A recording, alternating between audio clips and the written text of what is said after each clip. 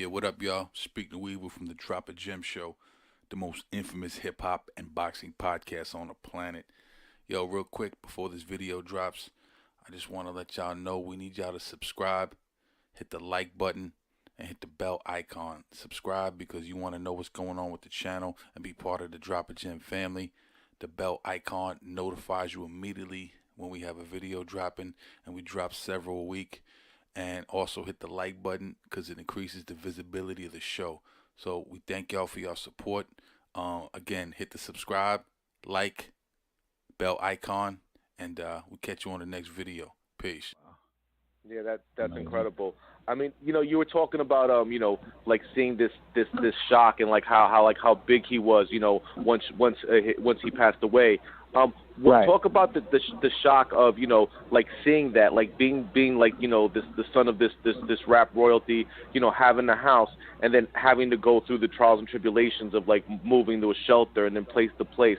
Like Right. how did that affect you as a youth? Like how did that motivate you and inspire you to do better?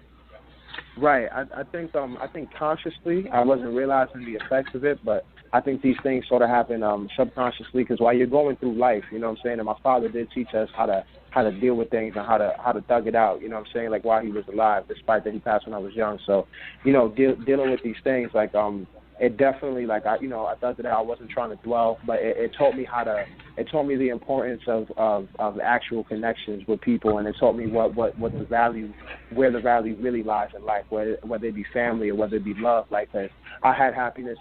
Granted, we had our real dark days, but there was days where we had no food, no money, no nothing. And I was still managing to find happiness. You know what I'm saying? So I learned that happiness is attainable through self-will and the happiness you find in yourself and the people you love. So, and that motivated me even more because I realized that like when, a lot of people have this misconception that they're entitled to things.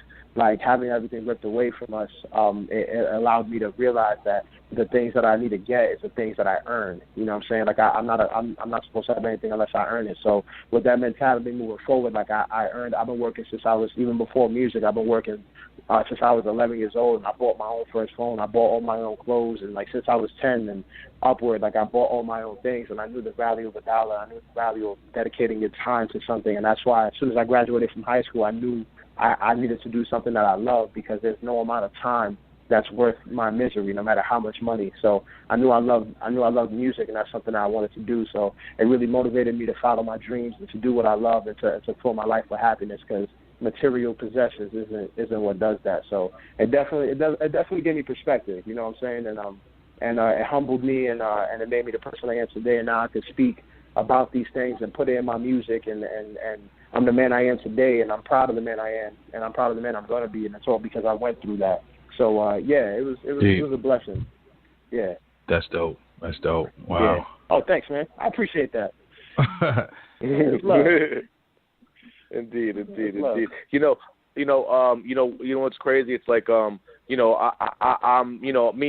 an incredibly huge Pun fan. You know what I'm saying, from the very beginning, and so like I have every album. I have every documentary, and I remember watching the Still Not a Player documentary, and what was crazy about it to me, and I remember, when they were talking about, the tragic side of the abuse that your mom went to, like my mom went through the same thing with my father. You know what I'm saying? So I related to it, which was really crazy. These are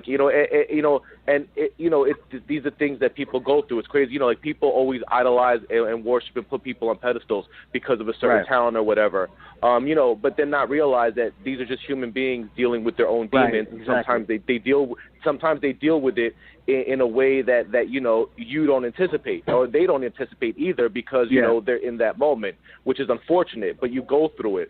I remember as a youth, it was it was sort of shielded from me, but I could still see the after effects with my mom. You know what I'm saying? What was that the same type of situation for you growing up, where it was where it just you kind of they tried to put you away from it, so you didn't really see it, but then there was still that energy there where you knew there was something right, so to speak? Oh yeah, I mean, we definitely saw a lot of things. You know what I'm saying?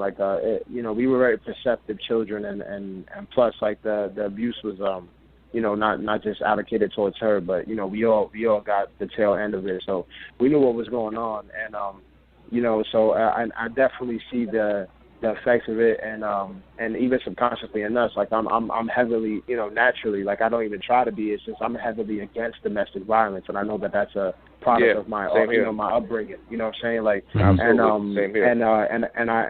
I also was always against bullies. You know what I'm saying? Growing up, I was always that kid that would defend the kids that was getting picked on and stuff like that. And I know that comes from feeling at times where you felt helpless, or you felt like you couldn't do anything, or you felt like you couldn't help another person. Now you're subconsciously trying to compensate through your actions, and I don't mind it, because I don't mind standing up for others, and it's something that I've grown to love. And it's interesting that you brought up the pedestal thing, because I do, as I do my own music, and I'm starting, I get my own fans, and I've been doing shows, and like people, like I'm to my family, to my friends, like I'm a regular dude, you know what I'm saying? Like I'm just Chris, right. But like these people, they don't, like, just because you have a talent, they really do put you on a pedestal, and they behave.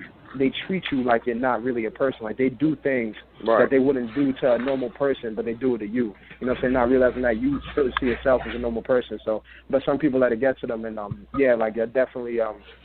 definitely happened with my father, and a lot of people get taken back by realizing his humanity. But I try to always tell people, like, never take away, like, no matter what he was struggling with, no matter what demons he had, or no matter what he did, like, don't let that take away from the brilliance that he had as a musical artist, you know what I'm saying, and as a rapper, and as a pioneer in his own craft, like, you know what I'm saying? So, like, and everyone got demons, and his ran deep, but I do truly believe that if he had more time on the earth, that he could have, confronted them and overcame them, you know what I'm saying? But sadly, he passed before that, and but he still left, a great legacy. So we all got something to be happy about.